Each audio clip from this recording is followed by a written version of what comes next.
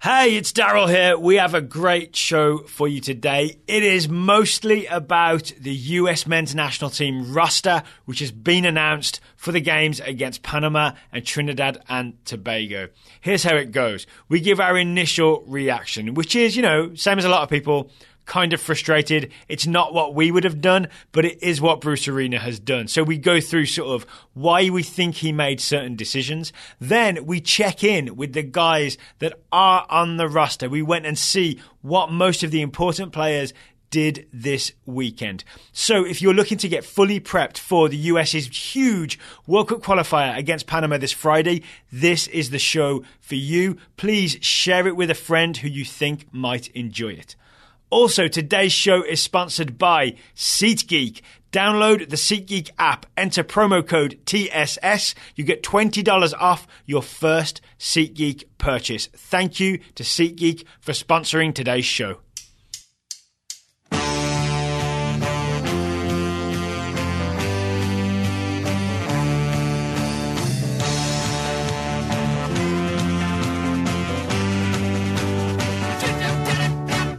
Hello and welcome to the Total Soccer Show. My name is Daryl Grove and I'm joined by the man who was controversially left off the US men's national team roster.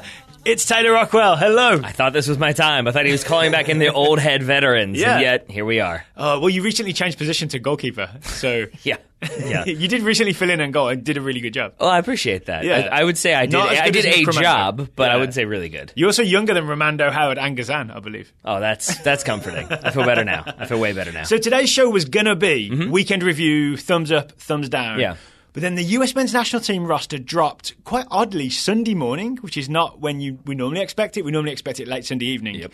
And there's quite a lot to talk about. Yes, there is. So thumbs up, thumbs down. We got a little bit at the end, but there's just too much to talk about with the US national team. I've realised as well, getting into it's Sunday night now, coming into Monday, it's a big week. Yeah. It's a big week. It's really dawned on me that there's a lot riding on what happens with the US this week. Yes, there is. And so with that in mind, if you listeners have friends who want to talk U.S. soccer, want to hear people talk U.S. soccer, want to hear a lot of coverage leading up to these all-important World Cup qualifiers. Panama and Trinidad. Panama on Friday, Trinidad next week. We're here. You can tell them how a podcast works. Some people still don't know. We were recently asked if it's on AM or FM radio. And when we said, no, it's a podcast, you can download it, the response was, so FM? Oh, no, so AM, I think is what he said. Either way. Tell your friends, tell your family, tell your children, whatever you want to go with. And we will be with you all week with USA, Panama previews. We'll have some special guests. Obviously, Taylor and I will be talking to each other, as we do. Yeah, we'll see how it goes. Okay, roster came out early this morning. I want to say it's not what we hoped for. It's mostly what we expected. Yep. With the exception of Fabian Johnson's exclusion, I did not see that coming. Nor did I, to the extent that I kept getting confused because when they release it almost in like position by position, but paragraph form if you read the soccer briefing and not the image. Yeah. And when you have Christian Pulisic, who plays for Borussia Dortmund, I just kept seeing Borussia and being like, okay, so Fabian Johnson is in there. I just can't find his name because I expected it to be Mönchengladbach, not Dortmund. Should we talk about this first thing? Sure. This really is the headline on this roster. Fabian Johnson, not in good form the last time he played for the United States. He'd only had, 10 minutes for Borussia Mönchengladbach. He was coming back from injury. Then his performance against Costa Rica was no bueno. It was not good. He didn't see the field, I don't think, against Honduras. So are we saying that this is down to form or fitness, or is there something deeper going on? Yes.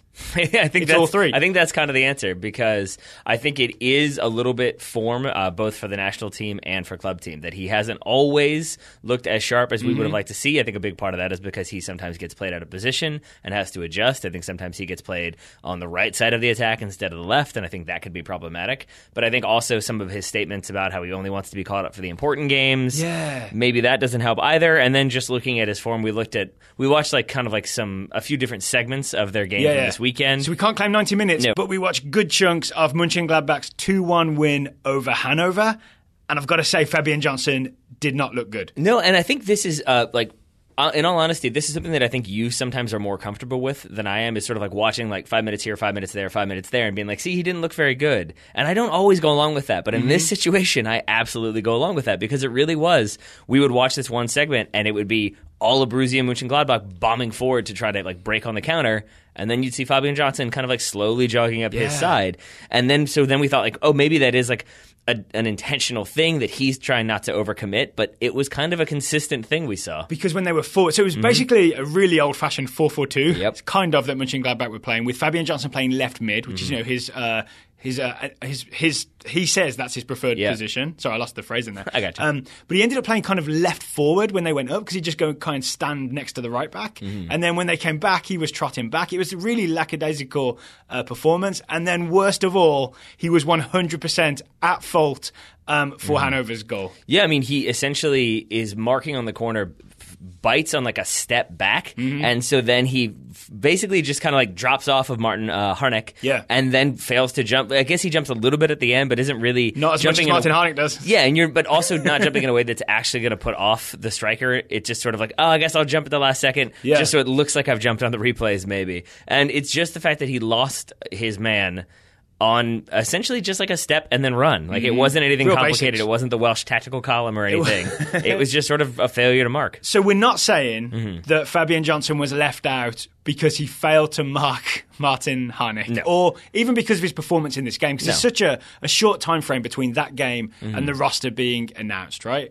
But I've got to say that it's probably his form over the past couple games for Mönchengladbach. Didn't we see him against Dortmund? And there was a a Total Soccer Show famous to us. It was on Reddit, right? Christian Pulisic run, where he went past 6 people. One of the people he just literally ran a circle around was Fabian Johnson, who fell over, and then Pulisic ran around him. So just not a good string of games from Fabian Johnson. No, and I want to say at this point that the initial approach to this show is going to be Daryl talks Taylor off the ledge, because I was not pleased by this roster. And because of Johnson or because of other things? Or other both? Things, yeah. I mean, a combination of things. But then we kind of went and watched some footage, and it was a little bit more like, okay, I can see it. And I can see it especially because Fabian Johnson, one of the things he said, or Bruce Arena said he said, when Bruce Arena took over, was that he wanted to continue to play, but he wanted to play one position. And I think my assumption is going to be that basically it was decided Jorge Villafaña is probably going to be our starting left back unless some other unheralded contender comes through, which means Fabian Johnson was DeMarcus Beasley. Yeah.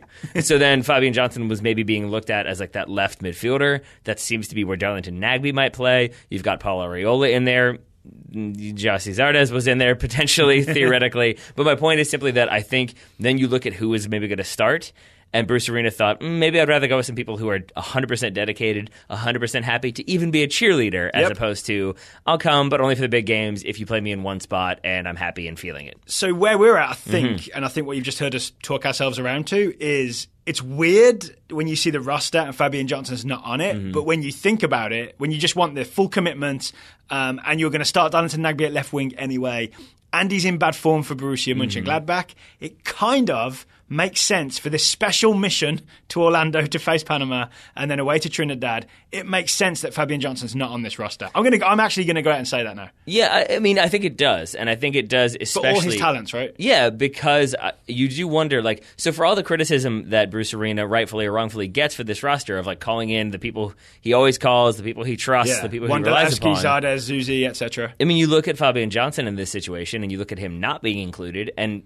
like you would consider Fabian Johnson to be one of Bruce Arena's guys who's been there before and has lots of experience. And it does make me wonder if this is sort of him kind of going outside of that narrative, at least in this one occasion, to say, no, he's not really going to work for what we're trying to do. I've also seen a narrative bubbling up that there are no German Americans on this roster, which is true, right? There's no Fabian Johnson, there's no Chimmy Chandler, who's definitely sort of been pushed to the side, I think for more extreme commitment reasons. There's no Jermaine Jones, but that's a form and fitness kind of thing.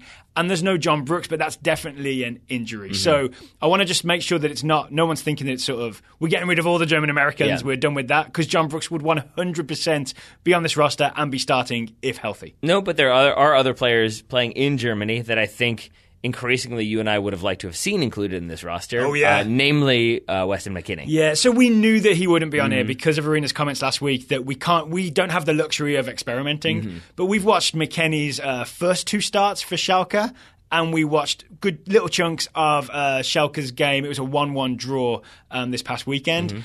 And I can't see how a 19-year-old who can more than hold his own in a Bundesliga midfield. And by the way, I'm not normally that guy. Like, he starts in the Bundesliga, he must be good enough.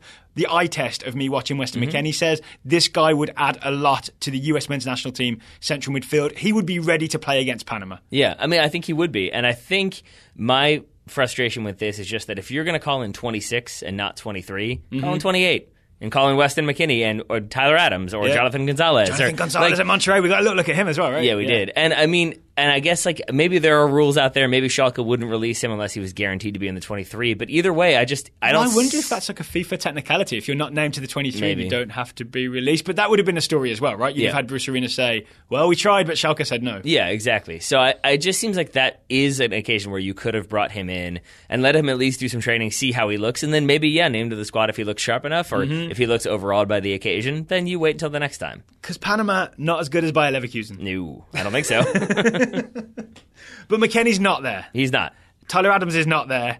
Jonathan Gonzalez is not there. It is the tried and true and tested faces. So, do you want to sort of check in on what the guys that we know and the guys that Arena has called, what have they been up to this weekend? What sort of form are they in? And I'll let you start wherever you like, Taylor. I'm going to say varying form. And I'm going to start, I think, on a little bit of a downer note because it's a guy who maybe a couple months ago, you and I thought, like, this is the future center midfield pairing. It's not Michael Bradley, it's Kellen Acosta. Yes. And Kellen Acosta was one that we were both really excited about. I still am long-term for the record. Yeah, but it hasn't been a great season for FC Dallas. He has not gotten consistent minutes, at least of late. I think has played one of the last 3 games, and there was only a substitute coming back from a groin injury. Yeah. And in that game, didn't look that sharp. There were moments where he really did just switch off and let his man run through, and he was just sort of like, So this is Dallas's 0-0 draw away to Orlando. And the thing you're talking about is right at the end. I think it's in added time. Kellen Acosta, I've forgotten the man, but he absolutely loses his man and then kind of walks away from it as if it wasn't his fault. And if not for a Jesse Gonzalez save, Kellen Acosta is 100% to blame for Orlando scoring the winner. There's also, doesn't Acosta sort of... He's at the top of the box and it pops loose to him. He has a chance, but he's kind of flat-footed. And then he has to take a couple of weird touches. He just didn't look sharp from the footage that we saw. Yeah, and so, again, to your point, like obviously still has a long-term future and is going to be an exciting soccer player. A decade. He'll play for the US men's national team for a decade. Yeah, but just if you look at those 2 instances of him not being particularly sharp and standing flat-footed in attack, not tracking his runner defensively, those are not things that you want to see from a guy who very well could be starting in the heart of the midfield for the United States. All right, we'll get to some uppers in a bit because there's been a lot of downers so far, but I do want to spotlight the 2 names that, at least on Twitter, people reacted strongly against were Chris Wondolowski and Giassi Zardes. Yep. Right? And if you just live for Giassi Zardes not being on a US men's national team roster, then the good news is he's not on the roster anymore. Yeah. He's officially withdrawn, not because of a Twitter campaign, but because he pulled his groin 33 minutes into the LA Galaxy's game this weekend. Now, let me ask you about Giassi Zardes for a moment, Daryl, because I think, again, you tend to be slightly less emotional than I am. I paused for a moment to be like, can you count emotions? No, it's less. It's less.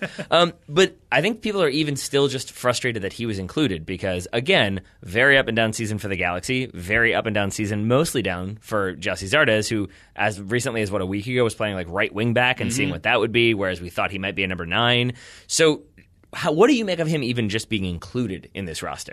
It's kind of predictable because Arena seemed to have this mindset of, I'm going to get the players that I trust, the players with CONCACAF experience. Giassi Zardes very much falls into that bucket, right? Yeah. But he also fell into that bucket for Jurgen Klinsmann, is a thing. And I think Giassi Zardes definitely, for all his faults, like his touch is not as tight as it should be, for example. For all his faults, he is a guy that you really... I feel like I keep relying... It's almost like a cliche, keep saying it now. He is a guy you can rely on. He will bust his ass to get up and down if he's on the wing. He will work back. You won't find him wanting for effort. And then he does add something to the attack, even when it hits him in the butt and drops to someone else. Like, even accidentally. Sometimes I'm thinking of the Gold Cup final. I think it's the Gold Cup final against Jamaica. He put in several not very good crosses, but then one of his not very good crosses deflects, and I think Jordan Morris gets it and the US score. That right? sounds right. Sorry, I haven't rewatched it, but that's pretty much what happened, I think, right? Yeah. So I think he is just someone who, through sheer force of effort and hard work and a little bit of skill can really make something happen. Yeah. It's not as good as the 10% luck, 20% skill song. But. Yeah, and so I think with that in mind, then what it becomes is sort of if you are already frustrated with Bruce Arena and then you look at this roster and you know his kind of history of maybe calling players that were a little bit past it because he likes them or he thinks they're a good presence or he just kind of trusts them to get a result, you maybe have a reaction of like, oh, this feels very familiar and I don't like it. It feels like the 2006 World Cup, right? Where he took, for example, Claudio Reyna, who was kind of not really with it at that, not with it, sorry, mentally he was with it, but you know, he wasn't up to speed, he wasn't ready to go anymore. I mean, he fell over against Ghana, that kind of thing. So yeah, there's a lot of just trusting the guys that he knew rather than taking gambles. I think it took a while for Dempsey to get into the team in 2006 when he really should have been starting from the very beginning. And then I think the flip side to that is people who are sort of either willing to give Bruce Arena the benefit of the doubt or look at this, for example, our friend and yours, listeners, Matt Doyle. His point was sort of like a lot of the names that people are frustrated by are people that are going to be on the periphery, if not make the squad at all. Yeah, Zardes would have been on the periphery, might not have been in the 23. Wondolowski the same, is that what you're saying? Well, yeah, because I read his article, and then I always read the comments to his articles, because there really are some intelligent, like well-thought-out points in there. It's not just sort of what you expect from comments. Agree. There's still some regular comments in there, but I enjoyed he had a back and forth with Brad Garrison, who I thought it was interesting, because I hadn't contemplated it from this perspective of his point was Wando's never played a World Cup qualifier. Agudelo basically hasn't ever, I think. Same thing for Orozco. He hasn't played since Klinsmann. Feilhaber hasn't played in years. Same thing for McCarty. So it's a lot of these guys that we think of like, oh, they're the old heads who've been there and done this before. They haven't really done this before. But they are the old heads. But the core of the roster has. Exactly. And that, again, is his rebuttal of sort of like, but these are the dudes who, again, probably aren't going to get many minutes, are there to kind of fill out the squad, push people so that they know, oh, I've got this guy waiting in the wings who's, been waiting in some cases 9 years to get like, a full faith call up in the form of Benny Feilhaber. Maybe I better step up my game a little bit. Yeah, okay. Well, but here's the worrying thing. If this, knock on wood, because we don't want it to happen, if it somehow goes wrong against Panama and against Trinidad, we could finish 5th or 6th. We could finish 6th. We could finish outside, or we could finish like in that playoff spot.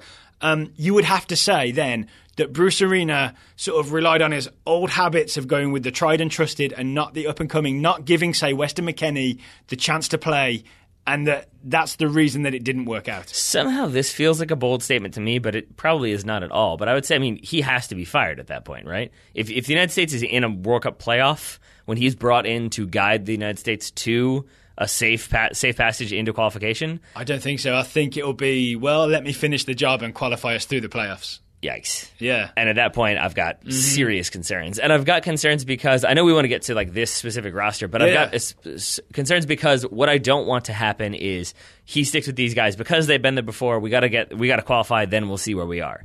After we qualify, well, these guys got us through qualification and they ended up doing the job, so let's stick with them through the next couple friendlies and make sure they can stick with us. Well, we beat this one team 3-0 in a friendly. They all looked really good. They're going to be my squad for the World Cup. We'll get to Weston McKennie next time around. Because here's the thing there's a young, exciting, and actually tested in a first-team way, bunch of US players that I think could go to the World Cup. We could go to the World Cup with Weston McKennie, with Tyler Adams, with Jonathan Gonzalez, for example, right? There's a lot of players that could be part of this US team. It could be a super exciting squad that goes to Russia. It really could. Or it could be the type of squad that was announced this morning. Travis Clark is annoyed that you didn't mention Josh Sargent in there, but otherwise I'm sure he agrees. He's at the very low end of the age spectrum here. A little bit. Well, Travis was all about taking Josh Sargent, right? He sure was. He sure was. Worth a side note while we think about it. The U17s, the U17 World Cup starts Friday morning. I think it's 10:30 a.m. Eastern Time on Fox Sports 2. Keep an eye on the U17s if you can. Listen to our other show, the Top Draw Soccer Show, if you want to get a lot of information about that U17 team. All right. Fill your week with US teams. So let's get back to this specific roster then. So what we've already talked about Kellen Acosta, a few other players very quickly. What else did you see from this weekend that made you thumbs up, thumbs down, feeling confident, feeling sad? Well, we checked in with Benny Feilhaber, who played the last 30 minutes of Sporting KC's defeat at home to Seattle. Hey, it's Darryl here, cutting in with a correction. It was not Seattle. Sporting KC played Vancouver. My apologies, I got Cascadia confused. Sporting KC played Vancouver, not Seattle. So every time you hear me say Seattle in relation to the game against Sporting KC, pretend I'm saying Vancouver, and then all is good. Do we have a deal here? Excellent. Thank you. Back to the show. It was weird that he didn't start, but I think that's because Sporting KC have been playing a lot of games. They played midweek as well. A lot of MLS teams played midweek as well. The 30 minutes we saw, Benny Feilhaber, it was a reminder of what a quality footballer Benny Feilhaber is. Yes, I mean, absolutely. And it starts with the sort of like, probably the things that like explain why Jurgen Klinsmann didn't love him. You can see those moments where the pass doesn't come to him the way they wanted, or he thinks it should have been a foul, or just a play goes wrong, and you can see him get very animated and very upset. And I think that is a level of his like performance and what he demands from his teammates, and maybe that can boil over at times. Yeah. But you also see that like the professionalism that then brings. I think my note was controlled performance with intelligent passing, and that's pretty much Benny Feilhaber in a nutshell. The thing I noticed as well was how often he made himself open. Yeah. We talked about this. There was a moment when he was just standing, and we were sort of like, oh, is Benny Feilhaber lazy? And it wasn't that at all, was it? It was because he was in a perfect spot to receive a pass. As soon as a Seattle, I can't remember who the player was, as soon as the Seattle midfielder kind of closed that lane, you just saw Benny Feilhaber just adjust a little bit to make sure that he was always open. And every time he received the ball, you knew he was going to collect it, he was going to look around, he was going to maybe turn and get away from someone, or he was going to pick out a pass. It's definitely a player who I can see having an impact for the US men's national team in a World Cup qualifier. Remember, last time he played, he got an assist. Yep, and I think he would like to have an impact. His quote was, I think he says he thinks his exact words were, if you need me to be a cheerleader, I'll be a cheerleader. Hopefully I get more of a role than that, but it's just excited to be part of that group. Literally whatever they need me to do, I'm ready to do. So I've got this theory that there's, obviously that is a positive thing to say, but I feel like the fact that Benny Feilhaber says that suggests that in the past it's been suggested that maybe he hasn't been the best roster member as opposed to like in the 11 player.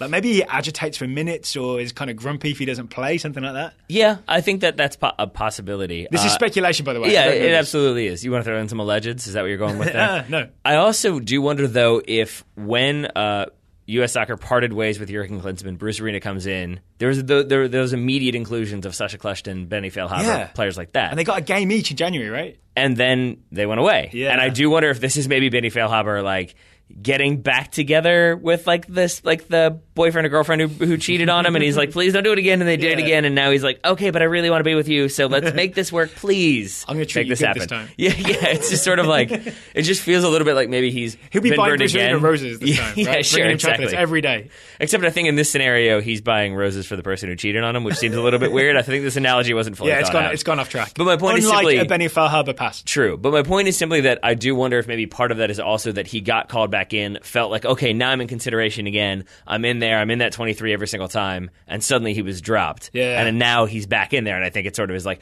I'm really in there this time. Whatever you need. I'll be the ball boy. I don't care. So we're not ready to sort of talk about a starting 11 just yet, right? No. We'll get to that maybe later in the week when we've heard a few other things. Maybe because there'll be a Bruce Arena interview, for example, which, by the way, I hope a journalist asks about Fabian Johnson because I would like to know. Sure, that will happen. I would like to know what the answer is. Yeah. But I could see Benny Feilhaber not starting, but maybe subbing in for, like, say if Christian Pulisic is the central is the central playmaker. I could see if he needs subbing, then Feilhaber might be the guy to come in and do a similar job. Yeah. Like, I know they're not the same player. Like, Pulisic obviously has different acceleration, and he's not so much of a through ball player.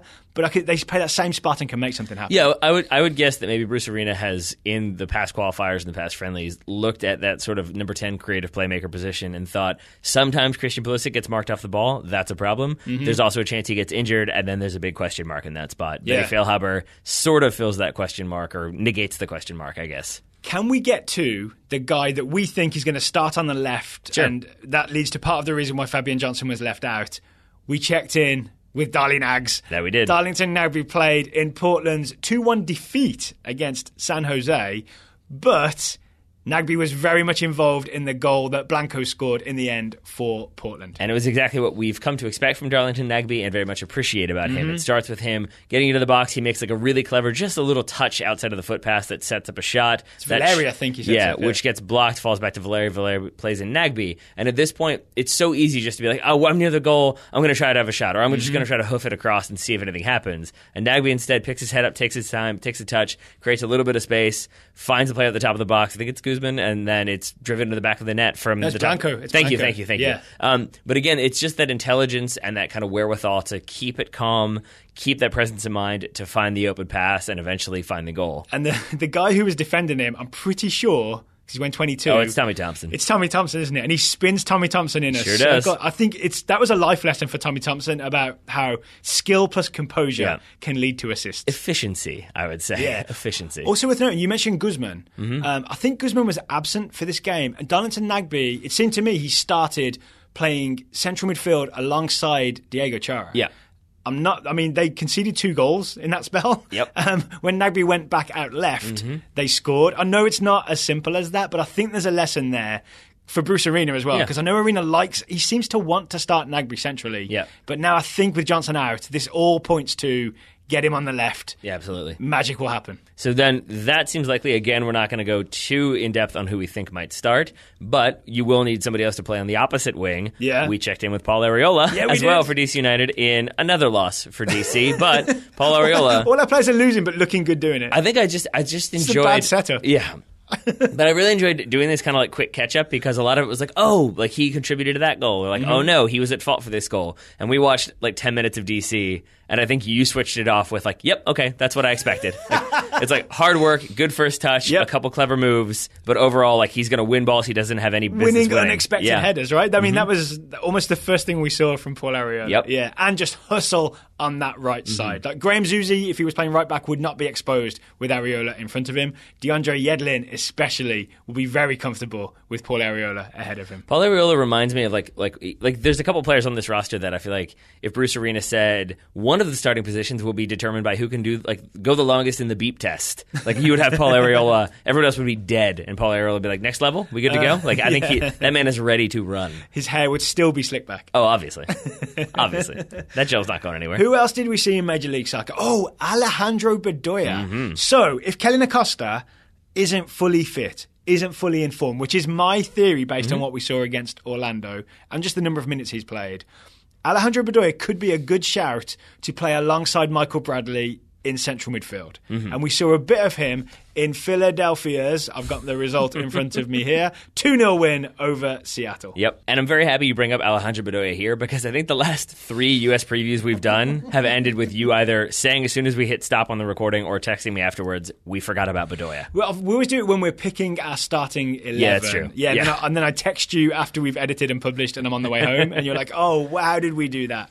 Well, it's because it's an easy thing to do, not because he's bad, not because he's like not a good player or whatever. It's just because it's what he's been for the United States. He's sort of a role player who fills in at times, but he's never one that I think a lot of people look to as like the obvious number one starter. He's in there on top of the list. And I still don't think he is, but I think you can see why Bruce Arena looks at him and thinks this is a guy who I want in this team, potentially starting these all-important World Cup qualifiers. And I would argue, again, I know we're not picking lineups, but like Bedoya as a winger doesn't offer enough pace and penetration, and literally can't get up and down as fast as, say, Paul Arriola can with Arriola's young legs. But Bedoya as a central midfielder, as we saw him for Philadelphia, I think has a lot to offer. A lot of like just really smart sort of pass and move, good at finding space. Even did a bit of defending. I think for the first Philadelphia goal, it's Alejandro Bedoya that wins the ball in the defensive midfield spot, and then gets it back like wide on the touchline, plays a really good long ball, and then that's the last we see of him in that sequence that leads to the goal. And I kind of love that for 2 reasons. Number one, because it's a really good through ball. Like he spots it, it's tough, it's from a difficult angle. Down the line ball, right? Yeah, exactly. It keeps it in bounds. But number 2, it is sort of what like the veteran player would do. I think if that's me when I'm 22 or a player when they're 22, they're going to play that ball and then just go sprinting forward. And maybe that's good. Maybe they get on the end of it. But maybe also because everybody else is committed forward, suddenly they've left another midfielder open and now that's a quick transition if that goal doesn't happen. Whereas he sort of plays that ball and is like, oh, I'll let the youngsters go ball me down there. I'm going to shift into the central role. If it spills out, I'll be there. If there's a counterattack, I'll be there. Yeah. All right. So based on what I've seen, I'm saying I think Bedoya might start in central midfield for the United States. There's still a few days to go, right? Until we get there. We'll hear what Bruce Arena says in the build-up. But he's one who I think just from watching some clips of him from this past weekend, checking on him in games past, he's definitely a thumbs-up inclusion on the roster. Thumbs up. Yeah. Okay. Lots more US players to talk about. If you want to sort of hear what some of the US players have been up to, including DeAndre Yedlin, stick around. But first, today's show is sponsored by SeatGeek. SeatGeek are back. As he frantically tries to find the copy. What do you mean? I know this top of my head. Uh-huh. So buying tickets to sports and concerts can be complicated, but there is a better, simpler way to buy with SeatGeek. It's the smartest, easiest way to get tickets to live events, especially if you use the app. You can buy and sell tickets in just 2 taps. Taylor, you tapped your way through the app. I did. What did you find in there? Well, my wife and I just started rewatching the first season of True Detective. If you've never seen that, you should. Side note, I find myself strangely agreeing with Matthew McConaughey's character way more than I ever did before. Not sure what to make of that. But in the soundtrack is the Black Angels, who I've come to very much enjoy. Yeah. They have finished their East Coast tour, but if you are in Texas, they're all over Texas and then moving up the West Coast.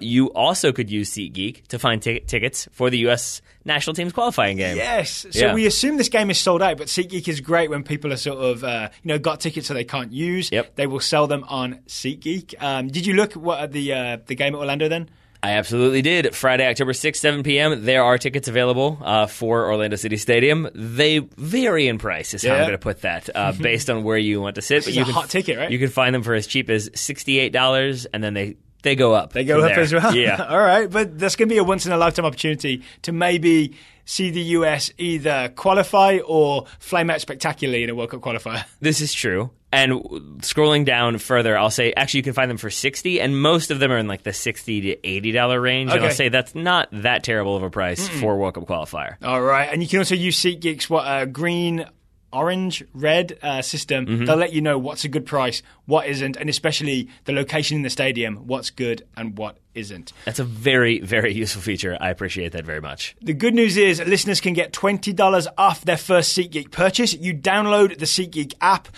click the settings tab, enter promo code TSS. Enter TSS for $20 off your first SeatGeek purchase. And thank you to SeatGeek for sponsoring today's Total Soccer Show. Absolutely. Thank you to Bruce Arena for announcing this roster in time for us to have some time to think about it. It wasn't like 9 p.m. where we're just kind of scrambling. We had time to maybe one of us had time to calm down a little bit, is I guess what I'm getting at here. So we also checked in on DeAndre Yedlin playing for Newcastle United against Liverpool. Your eyes are very wide. I'm very excited. You're very excited. Yeah. Okay. So we watched the highlights of this. It finished 1-1. Liverpool won, Newcastle won. I think it was at Newcastle. Yedlin, the first thing you see, if you go and find the highlights, the first thing you'll see is what looks like DeAndre Yedlin about to be at fault for a goal, but it's actually DeAndre Yedlin with some heroic high-speed defending. Yeah, Daryl, and I don't know if you know this, so, buckle up, but DeAndre Yedlin, fast. Yes. Turns out. Yeah, and basically what you're talking about here is Liverpool on the break, Salah gets past Clark, I think it is, the Irish defender, and it looks like it's a 2v1 situation where basically Yedlin's going to try to cheat over, and what you're talking about... he's with Sadio Mane, I think, on the far side. Basically then he's going to come over to try to help out with Salah. Salah's going to square the ball to Mane. DeAndre Yedlin will have lost his man. Instead... This would have happened 2-3 years ago, by the way. This is exactly what would have happened. And instead what he does is he sort of hedges his bets. He stays central between the two as much as he can. And I genuinely think that he spots that Salah takes a heavy touch and recognizes, I can get there. Yep. And you see him close 30 yards in...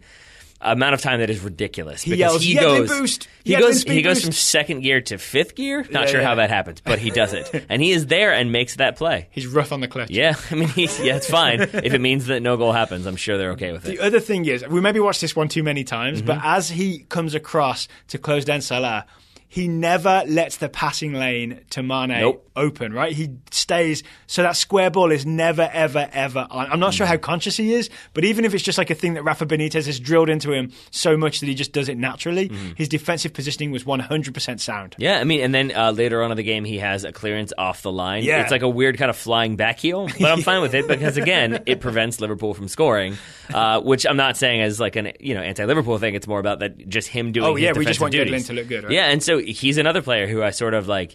I think in the past we've had our concerns about DeAndre Yedlin, about some of his kind of defensive capabilities.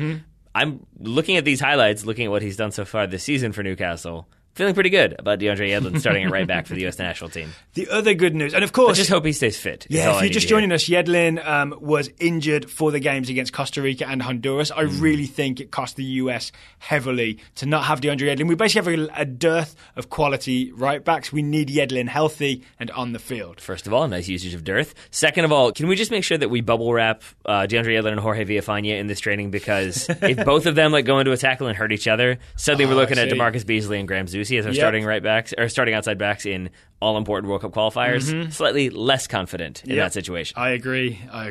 Jeff Cameron's back. He is. This is good news. He played for Stoke City this weekend. I appreciate that you keep trying to pick me up after this. He played for Stoke City. He's been out a couple of weeks with an injury, right? I think he got the injury against Manchester United. After a decent early performance against United, he got injured. We haven't seen him for a little bit. He was back as Stoke. I can't remember who they beat. Southampton. Stoke beat Southampton this weekend. 2-1. Jeff Cameron was the central defender in a back three. He was the Rafa Marquez of Stoke. And most importantly, when you're talking about a 2-1 victory, not at fault for the goal. Again, comes from a set piece. He's marked up. He's doing what he can. But outside of that, it seems like he did a really good job to kind of shepherd that defense, keep it organized, keep it locked down. Southampton continued to struggle, but, you never want to be the team that they find their scoring form against. Yeah. So it seems like Jeff Cameron was doing what he needed to do to get that result. All right, speaking of scoring form, Bobby Wood hasn't scored for a while for Hamburg, did not do so this weekend. Christian Pulisic played for Borussia Dortmund. They won. He didn't get a goal or an assist. But I felt like we don't really need to check in on his form because he's Christian Pulisic and we're all excited about him and we can pretty much guarantee that he's going to start. Yeah. I think the debate we'll have maybe on Thursday is exactly where on the field should he start for maximum effect. We'll probably be talking to our guests this week about it as well to get all of their takes as well. Started on the left wing at a 4-3-3 for Dortmund in their 2-1 win over Augsburg, I believe it was, but we've seen him at right midfield, we've seen him at right wing, we've seen him come central for Dortmund, so it could be any number of things. I'm going to guess he'll be in the number 10. I want to go back to Bobby Wood for a second just to say that from what I find myself... I did audibly curse when I looked at Hamburg's scoreline and saw that once again there were no goals. Yes, because I want to see Bobby Wood start finding that scoring form. But from everything I've read, the problem is not really with him. It's a little bit, not to the extreme, but it's a little bit similar to Josie Altidore at Sunderland, where basically there are a lot of problems around him, and he is not necessarily the problem. But it's easy. Sunderland fans might disagree with you on that one. True, but what I mean is, it's easy to focus on the forward who isn't scoring and think, oh man, this guy just can't score. But when he's getting zero service into the box and zero balls to feet and having to just kind of do a lot of running off the ball to try to make something happen, then you start to figure out that maybe there's some problems further back that need to be resolved before Hamburg are going to turn things around. Well, the good news is that Josie Altidore, my goodness, is in red hot form. Yeah. Did not score for Toronto FC as they beat New York Red Bulls 4-2, I believe, to claim the supporters' shields. They definitely did because all the players ran on the field at the end to celebrate, right? Josie Altidore, not on the score sheet, technically only has one assist, but actually made 3 of these goals. Yeah, well, or at least played a big part. Okay. I was going to say he made 2, played a big part in 3. Yeah, okay. Does that make sense? Yes, that's fair. Because sets up the final goal with a really, really lovely ball. And at first you might think, oh, he just shot that ball wide, and Justin Morrow was there to secure his hat trick. Yeah. But if you watch the replay, Josie Altidore is absolutely looking for that ball to the back post, just kind of laying it across, letting it slowly roll, almost insultingly roll across for Morrow to get to and finish. So that's key. I just realised, I wonder how close Justin Morrow was to being the backup left back instead of DeMarcus Beasley. These are the questions, Daryl. Who knows? Who knows? Sorry, back to Josie Altidore. Yeah. Then, prior to that, drew the penalty with a lot, kind of exactly what you would expect Josie Altidore to do. Which is Aaron Long. Yeah, it was basically good physical hold-up play, but then a quickness of turn, has that technical control that we've come to very much enjoy. What did you call it? 2 left turns in quick succession? Yeah. Essentially foxed. He basically... Long. Foxed. Okay, I was going to say, you want to get that bleep button ready, buddy? Outfoxed. He was outfoxed. Basically, he has Long on his back, turns with the instep of his left foot to kind of face Long, and then in the same motion touches it again across, and suddenly puts himself in a position to hit that one time with his right foot. So there's a bit of a drag down, a bit of a jersey pull. That leads to the penalty. Yeah, and then Josie Altidore, from what we saw, was just pulling the defence all over the place. There was no Giovinco, right? So it was Tosaint Ricketts, and Josie Altidore, and he looked like an absolute handful, sometimes kind of literally. Yeah, to the extent that what I kept seeing was him either being involved and causing problems for the defense or making smart runs to set himself in a position where he couldn't be involved, or take away a defender and then allow more room for a very pacey forward to run through and create other opportunities. And it did make me wonder if maybe you will see like almost like a 4-1-3-2, and then it'll be Josie Altidore making those runs, maybe Bobby Wood running in behind. Could be. The other good news is one of the defenders that he was giving all kinds of trouble to was Murillo, who also is on the Panama roster. We'll get deeper into the Panama roster maybe on Thursday. These are good things. These are all good things. We also took a look at Dax McCarty. Yep. Yeah. So Dax McCarty, I can't remember. They tied 1-1. Chicago Fire tied 1-1 with New York City FC. What did you make of what you saw from Dax McCarty? I mean, I think it was a Dax McCarty performance. Like basically functioning as part of like two holding midfielders. Did a really good job to kind of like shepherd his team in the way you'd expect him to do. I think you could make the argument that maybe he was at fault for the goal, but I don't think I would. Okay. It's basically just that he's the one who reacts the fastest and tries to shut down David Villa, but can't. Oh, that's not the goal. That's Villa shot right. wide. He actually, it's Maxi Morales who lifts a ball over the top to get the assist to David Villa. And I think it's Dax McCarty standing off of him a little too much. So if he's going to do a Michael Bradley impression, that's maybe not the worst way to do it. Oh, harsh. Harsh words. I'm still focusing, you're right, it was the David Villa miss. I'm focusing on that because Dax McCarty is not marking David Villa, but I think, again, reacts the fastest to it. This is the first incident, And even if he doesn't have the Yedlin speed to like close down and really put a body in, he does enough with a little bit of like kind of like hand touching, like just kind of like the little touch that you do to let the attacker know that you're there. And I think that's enough to put David Villa off with that shot. Yeah, so, Dax McCarty, we kind of know what we're going to get at this point. And I really think it's like if Michael Bradley is injured or suspended, because a lot of players could get suspended between the Panama and Trinidad game, Dax McCarty is the option there. All right, final guy we kind of wanted to check on but couldn't is Matt Beasler. And I'm concerned about Matt Beasler because in an ideal world with this roster, with John Brooks injured, he would be my left centre-back. I'm really high on Matt Beasler after the last few performances, including the US Open Cup final. Apparently, Matt Beasler has a gash above his eye that they were scared for him to play in case it was ripped open again. Apologies for the very graphic visual listeners. But maybe that is because he knew that call-up was coming and they thought, maybe we can hold off on this one. So it's preemptive for Panama, maybe. And then he's got another 5 days for the wound to heal. Also possibility that's why Betty Feilhaber didn't start that one either. Maybe you're just trying to give him a little bit of time off. They had played midweek, I suppose, so maybe there's that to factor in. 3 games in a week is slightly tiring. All right, is that enough US men's national team talk for now? We've definitely gone through the roster, checked in on everybody that we watched play this weekend. There's one player that we sidestepped here that we probably have to go back to, just because I think outside of Giassi Zardes, he is the one that people have latched onto as why is he in this squad? What is happening? What is Bruce Arena thinking? And that man is Chris Wondolowski. Oh, okay. So I thought you were going Juan Agudelo, but okay. I know, because I think Juan Agudelo isn't polarizing enough. Essentially, like he's just sort of like okay, like I mean I think kind of excited to see. I think but what I mean to say is like at worst it's sort of like okay, that's fine. I don't love him as a midfielder, but fine. And then I think other people would say, oh, he's earned it. He's worked really hard. He's been a bright spot for New England. Sure. Put him in there. Okay. He could do things. Give me your Wando take then. I mean, Wando. You know my Wando take, or not my Wando take, but you know the take on Wando is that. He was there. He had one job to do. He didn't do that one job. 2014. Yeah. So I think that will always plague him. And then I think he is another kind of poster child for, well, I could say poster man for, this is a guy who's been there for a really long time. There are other players who could do this arguably better. Why is he still getting caught up? Because he's a pleasure to have around the squad. It does seem that way, doesn't it? Because Bruce Arena and other people maybe see the bigger picture, that it's not just that one miss against Belgium or any of his misses. You know what I mean?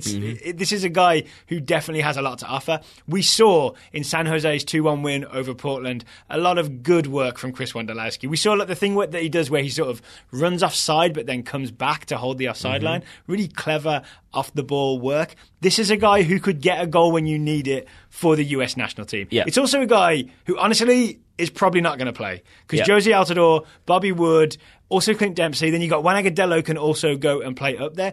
Wondolowski may not even make the 23. He's there as an emergency option that Bruce Arena knows what he'll get out of him if everybody else is injured or suspended. I would also add this. Watch him start the Panama game now I've said that. That would be controversial. I'll add this, though. I do wonder, again, I've never played at a professional level. I'm going to go with my locker room experiences. But you and I have played on teams where... You had a locker room? You and I have played on teams where guys miss wide open goals in games that matter, like amateur cup games or indoor games where we're in the championship and a guy misses. And we might be a little bit upset about it at the time. We might remember it later that night. But by the next game, by the next season, whatever, we're sort of moved on with it. I hold on to it, I swallow it and repress it. Lies. And so I do wonder if that is sort of the way it goes, that players move on, don't really dwell on it, fans remember. And I doubt that people in that U.S. locker room are like, hey, man, you missed that shot against Belgium. What's your problem? Yeah. Like, it's sort of like, hey, man, good goal last weekend, or good play last weekend, or hope you guys make the playoffs, you know? Like, and so I think, and that goes to any sport. Like, I don't think Bill Buckner's, like his teammates all hate him for, oh, man, what is wrong with you?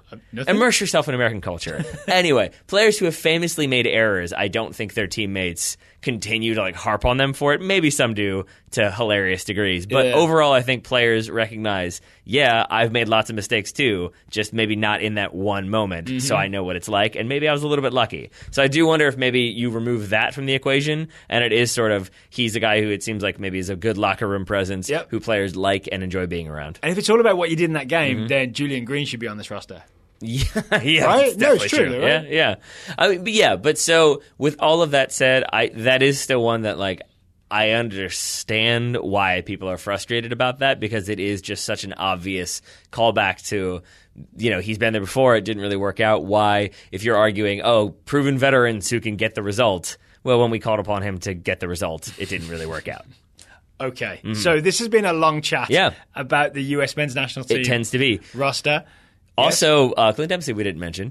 He played for Seattle, but we kind of know what to expect from him. Same thing with Michael Bradley, honestly. We kind of skipped over his performance for Toronto as well. Because we just knew those names would be on there, right? And non-controversially in many, many ways. Same for Tim Howard, Brad Guzan, Nick Raimondo. And actually, the goalkeeper, I think, the goalkeeper situation is a very good, not analogy because they're actually on the roster, but a good sort of microcosm of the approach to this roster. What do you mean? As in, there's no... The guys who've been there? Yeah, there's no Ethan Horvath, Jesse Gonzalez, or no experiments, basically. It's guys who've played lots of games and lived lots of years. Yes. This is where I get confused, though, because I have the official U.S. soccer roster in front of me, and I forget that I think what they do for these sorts of matches is they go with the World Cup qualifying caps, because for a minute I was like, Tim Howard has made way more appearances than 37. Now I'm confused. And Nick Raimondo's never played before? But that shows you their appearances in qualifying, I guess. All right, so lots more to come from us this week about the US men's national team. We do have a little bit of thumbs up, thumbs down to give you. We've ended up doing kind of an MLS review and a brief Premier League review. There was one big game I watched this weekend. It was Manchester City's 1-0 win over Chelsea. I want to give a thumbs up to the sheer size of Pep Guardiola's boles. Okay. Which is a Catalan word. I'm sure he'll appreciate that. So if you saw this game, Lee Dixon, Graham Lasson, Arlo White on NBC spent a long time trying to figure out what is this formation that Pep Guardiola has sent out Manchester City to play. I'm not sure they ever arrived at it, but they didn't have a felt tip pen, a yellow legal pad, a DVR, and way too much time on their hands like I did this weekend. Yeah, I would say they were also involved in the live commentary and not, I'm going to pause it for a while and sit quietly and think. So as far as I can see, Manchester City played away to Chelsea a 3-3-1-3. As you do. And they did that because the front three could press Chelsea's back three, and then the three behind them could come up and fill all the gaps. And then Fernandinho could sweep it behind them, and then you had a back three behind them. Manchester City would not let Chelsea play out of the back. Things like Gabriel Jesus tackling Thibaut Courtois were the result, and a dominant Manchester City performance. It was shades of, was it Pep at Bayern who went actual man marking for like a half? Against Barcelona, I think it was. That didn't work out so well because it was Barcelona. This is the good version of that idea. But it feels a little bit like this, where it's like, oh, you're in a back three? Well, we'll put three attackers up there and put you under pressure and cause some problems, and that they did. Incredible stuff. Yep. It ends with a Kevin De Bruyne goal. Really nice goal as well, scored from outside the box, and a 1-0 win for City. And they are top of the table after winning a very, very difficult game. Yeah. Can I say also from a Man United perspective, thumbs down, not just because they're now top of the table on goal difference, but because initially I thought the Manchester derby was going to be a more evenly contested affair, mostly because it felt like City were so dependent on those fullbacks that if there was one manager who could find a way to negate those fullbacks, it was going to be Jose Mourinho. Then this happens. Yep. And now I'm like, well, now I have no idea what to expect. Well, part of this is Mendy got injured. Right. Do you know about this? I think he's out for a good long time. I still don't know what it is because I remember it was initially reported that he had done his ACL. That was it for the season. Then it was like, well, we haven't even gone in for a scan yet. And he like tweeted or Instagrammed that like, I haven't even been to see a doctor yet. This is very much premature. But now it does seem like it's the ACL. Well, so I'm a little bit confused. He certainly wasn't ready for this game. Yeah. So Fabian Delph is the man that was dropped into the lineup kind of as a surprise. I'm Googling, by the way. Delph. By Pep Guardiola. And a 1-0 win over Chelsea. All right. One final thing before we get to scouting today, Taylor. There was a semi-controversy on the Total Soccer Show in our Champions League review. What you got?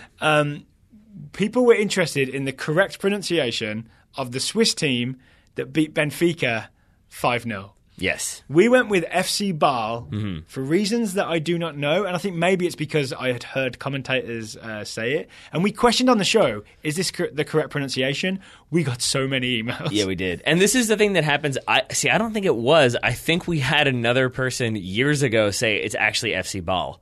And like we get those emails from time to time about like this is how you're supposed to pronounce it, this is how it should be. And even when we asked this on the show, we got let's say for sake of the argument we got 10 responses. I would say 6 of them said it's Basel and 4 of them said it's Basel. So either way, people are going to disagree.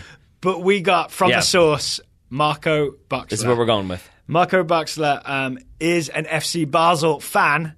And here's what's going on. Is he Swiss? Because I feel like that's a Swiss name. It sounds like a Swiss name. It does. I don't know. Let us know, Marco. So there are obviously multiple languages spoken in Switzerland. The dominant form of saying the name of this town is FC Basel, which is the French form. But the town itself is German-speaking, which makes it FC Basel.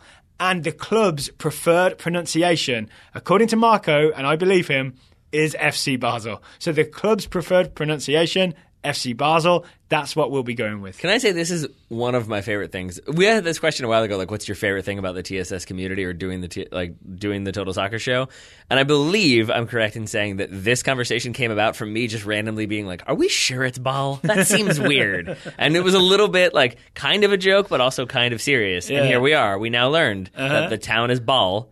But you say the club is FC Basel. Yep. And it also, Marco suggested that maybe we'd picked it up from British commentators, which I think might be where I've picked it up from. I've probably heard some British commentators saying that. And I don't know why they went with the French pronunciation. Maybe because they didn't do their research properly. That could be. That could be. So yeah, we've got it sorted now, FC Basel. We've also got it sorted because I Googled about 5 minutes ago. Benjamin Mendy is out for 7 months. He did indeed rupture that ACL. For those of you who've already tweeted to let us know that information, patience is a virtue.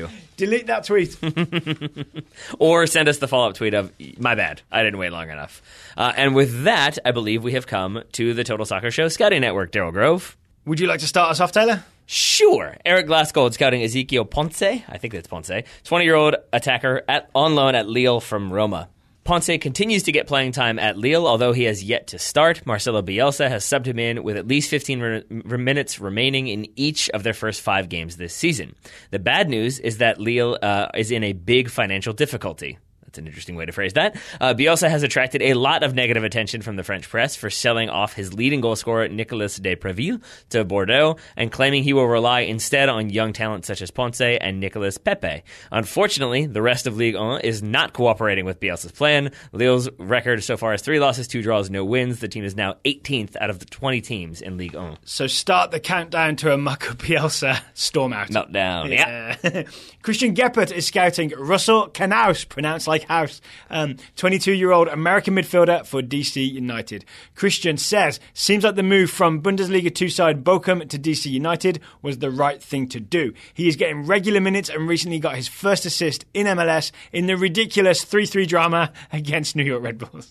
Christian Geppert, a.k.a. Gepinho, also requested a new scout. He lives in Germany. I think he probably wants a German player that doesn't require him to stay up late. So Daryl Grove can make that happen. In the meantime, Russell Varner scouting Hugo Ariano, the 19-year-old American American defender for the LA Galaxy. Hugo started and played the full 90 minutes in his natural center back position for the Galaxy in their 3-3 draw with Houston. He had some solid moments, but also looked shaky and maybe should have gotten a second yellow card for a challenge in the second half. In short, it's great to see Ariano starting in place of Michael Ciani. Co-signed. But the teenager hasn't necessarily solidified a starting spot just yet. Charles Spiekerman is scouting Djordje Mihailovic, the 18-year-old American central midfielder for Chicago Fire. Charles says in his fourth MLS start, Djordje netted his first MLS goal as Chicago clinched its playoff berth with a 4-1 victory over San Jose. Djordje opened the game scoring in the 14th minute. Nice run into the box, calm turn, slotted the ball past the keeper. Luckily, the flag stayed down, but we'll take it. Then in the 40th, he got an MLS assist on what would turn out to be the game-winning goal with a field-switching pass to Delou, who crossed it for a Solignac header. These are all the midweek MLS games, right? Yeah, I think some of these are from the end of last week. Yeah. Some of these are from this weekend. Jeff Markman scouting Reece Nelson, 17-year-old English midfielder for Arsenal. Reece made his second start for Arsenal at right wing back in their Europa League group stage match at Bate Borisov. Reece again looked a little off his best to start. Bate's physical play did seem to bother him some, but he grew into the game and performed solidly in the 79 minutes, of action. All right, I'll be following Reece Nelson closely because future England player, apparently. Jared Morgenstern is scouting Alphonso Davis, 16-year-old Canadian left winger for Vancouver and a current Canadian national team player at 16. Jared said the Canadian international, done it again, was listed at number 4 on MLS's 24 under 24. Fonzie, as they call him, has settled into his role as attacking sub for Carl Robinson.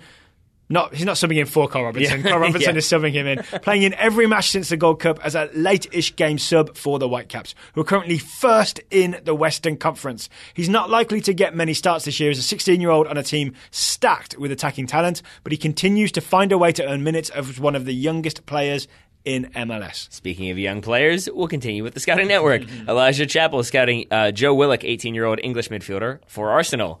I think we're going to talk about Europa League again. Joe made his first senior start for Arsenal in their Europa League match against Bate Borisov. He played 62 minutes in a box-to-box role in Wenger's 3-4-3 formation. Most notably, Joe's shirt number is the highest ever worn by an Arsenal player to start a game. He wears number 69. He's also 18 years old. I'm guessing that's not a coincidence. Orion Lehoshi Escobar is scouting Tommy Thompson, the 21-year-old American attacker for San Jose. Orion says Tommy was shortlisted for the MLS 24 under 24, but failed to make the cut. I forgot he was still eligible, leaving the Earthquakes without any players in the final list. No Jackson Ewell. San Jose has been struggling as of late, and his minutes have become fairly inconsistent in the last few matches. Thompson has shown some bright spots, however, such as 100% pass completion against Chicago Fire, and he remains an important part of the team. I'm guessing this was sent before he was spun in a circle by Darlington Nagby. Sean Scott scouting Alain Saint-Maximin, the 20-year-old French winger for OGC Nice. Saint-Maximin scored the second goal in Nice's 3-0 win over Vitesse. He received the ball in the middle of his own half, I'm assuming this is Europa League, and charged down the right side to the top of the box where Matt Miazga was hesitant to close him down. Saint-Maximin then sent a laser past Miazga and the keeper to the far post. He has scored in each of Nice's last 2 Europa League matches, and despite his recent move to Nice, Atalanta is rumored to be making a bid for him in January. Phil Lefebvre is scouting Albert Ellis, the 21-year-old Hungarian right winger for Houston. We don't have to worry about him anymore. Honduran. Yeah. Isn't that what I said? You said Hungarian. Did I? Yes. Okay, he's definitely Honduran. Albert Ellis... Unless the beginning of this report has filed a one-time switch. Albert Ellis brought the hunger in the second half to pull the Dynamo back up to a 3-3 draw. Ellis acted quickly when a bit of high pressing by the Dynamo forced a turnover in LA's half. Ellis drove at the goal and cut back to take a shot with his left when the LA defender tried to pants him, literally. While Ellis could not get the shot off, he did draw the penalty. La Pentarita buried the ensuing 12-yard kick into the bottom left corner. Ellis completed his brace in the 88th minute with a well-directed header off a corner. Brandon Brown scouting Nikola Vlasic, the 19-year-old Croatian midfielder for Everton. Nikola entered Everton's Europa League match against Apollon Limassol early in the second half, and he meant business. He drove at players from the left side of an attacking three and constantly caused problems with his pace. He also scored a goal in the 66th minute. It was a bit fortunate, Gylfi Sigurdsson doing the work there, but still helped give Everton the important goal, even though a late goal from Apollon would secure a draw. So is the Europa League becoming kind of like the League Cup of European football? Yes. Arsenal fielding Joe Willock and Reece Nelson? Yes. I think it has been for a decent amount of time. Oh, okay. For those larger clubs, yeah. Final scout report I'm very excited about because we hadn't been getting reports on this young man and we've been waiting for them, and Lewis Mitchell Jr. is delivering, scouting Jonathan Gonzalez, the 18-year-old American midfielder for Monterrey. Lewis says Gonzalez played 90 minutes again for the Rayados in a 2-2 draw. He had a solid all-around game, displaying keen vision, good intensity, and a willingness to battle. That matches what I have seen of Jonathan Gonzalez.